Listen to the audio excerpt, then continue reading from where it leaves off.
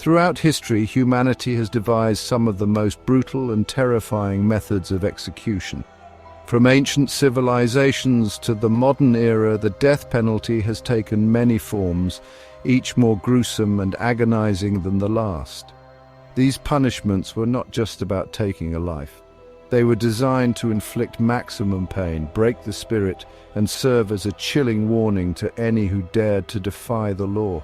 Today, we will explore 10 of the most horrifying death penalties ever recorded, delving into the dark history of human cruelty and the lengths to which we have gone to punish and instill fear. Imagine, if you will, being bound to a stake, the sun beating down upon your exposed flesh.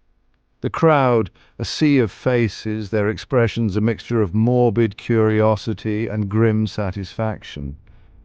Your crime, perhaps treason, perhaps heresy, has brought you to this moment. The executioner approaches, his tools gleaming ominously in the sunlight. Not for you a swift end. Your sentence is to be meted out piece by piece, a slice of flesh from your arm, then another from your leg, the pain unimaginable, yet you cling to life, each agonizing breath a testament to the resilience of the human spirit. This, my friends, was the brutal reality of death by mutilation. Ancient Persia, a land of empires and unforgiving punishments. Picture, if you can, a shallow wooden boat, its interior coated with a tempting mixture of milk and honey. A prisoner, stripped and bound, is placed within this deceptive vessel, his face smeared with the sweet, sticky concoction. Another boat is then secured on top, encasing the unfortunate soul in a living tomb. Left to drift upon a stagnant pond, the prisoner is at the mercy of the elements and nature's own grim efficiency. The sun, relentless, bakes upon the wooden shell, while the honey attracts a horrifying procession of insects. They swarm and bite, drawn to the feast of living flesh. Days turn into nights, and still the prisoner endures his torment, a symphony of pain and despair. This, my friends, was scaphism. The earth, giver of life, could also become a tomb. Across cultures and centuries, the sentence of being buried alive has haunted the human psyche. Imagine the terror of being cast into a pit, the cold earth packed tightly around you. The air, once life-giving, now turns thin, each breath a struggle. Panic sets in, the weight of the world quite literally pressing down upon you. The darkness is absolute, the silence broken only by the frantic beating of your own heart. Some victims, we are told, were placed within coffins, a cruel mercy that only prolonged their ordeal. Hope dwindles with each passing moment, replaced by the cold certainty of a slow and agonizing demise.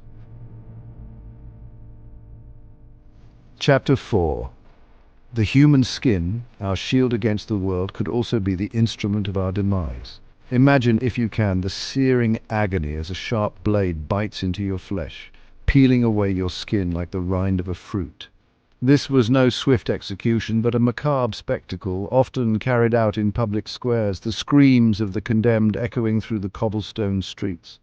Some accounts tell us that victims were flayed alive, their raw flesh exposed to the elements, their agony prolonged for the perverse entertainment of the masses. Salt, we are told, was sometimes rubbed into the wounds, a final agonizing insult.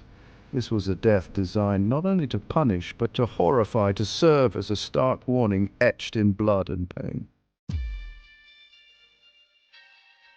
Chapter 5. The Colosseum in Rome, a place of spectacle, of gladiatorial combat, and of unimaginable cruelty. Imagine, if you will, the roar of the crowd, the stench of blood and fear hanging heavy in the air. You are a condemned prisoner, stripped bare, your only weapon, your bare hands. Before you, a gate begins to rise, revealing the hungry gleam in the eyes of a wild beast. A lion, perhaps, or a tiger, starved for days and eager for the kill.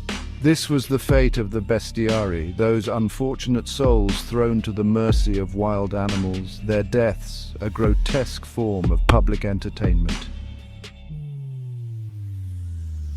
Chapter 6.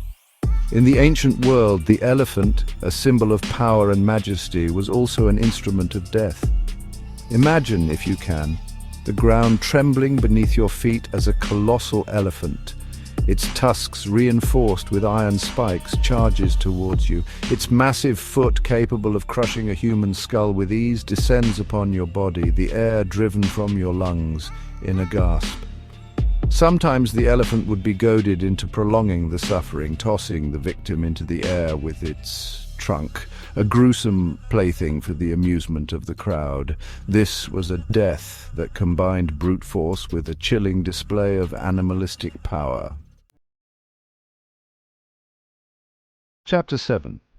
The bronze bull roasted alive in a brazen hell. Ancient Greece, a land of philosophers and poets, could also be a place of unimaginable cruelty. Picture, if you will, a hollow bronze statue, its burnished surface gleaming in the sunlight. This is no ordinary work of art, but a macabre instrument of death. Within its belly, a prisoner is bound and gagged, sealed inside this metallic tomb. A fire is then lit beneath the bull, the metal heating slowly at first, then with an unbearable intensity. The prisoner inside roasts alive, his screams muffled by the thick bronze, his agony transformed into a haunting melody as the heat intensifies. Imagine, if you can, the cold steel of a saw pressed against your flesh, its teeth biting deeper with each agonizing stroke. This was not an execution designed for speed or mercy, but a slow, agonizing descent into oblivion. The victim, suspended upside down to prolong consciousness, would be bisected, the saw cleaving through flesh and bone. The sight, we are told, was unbearable, the air thick with the stench of blood and the sound of the condemned's desperate pleas for mercy. Imagine, if you can, being spread-eagled, your limbs bound tightly to 4 powerful horses. Each muscle in your body screams in protest, the ropes biting into your flesh. With a crack of the whip, the horses bolt, their raw power tearing at your body. The pain is unimaginable, a symphony of snapping bones and tearing tendons.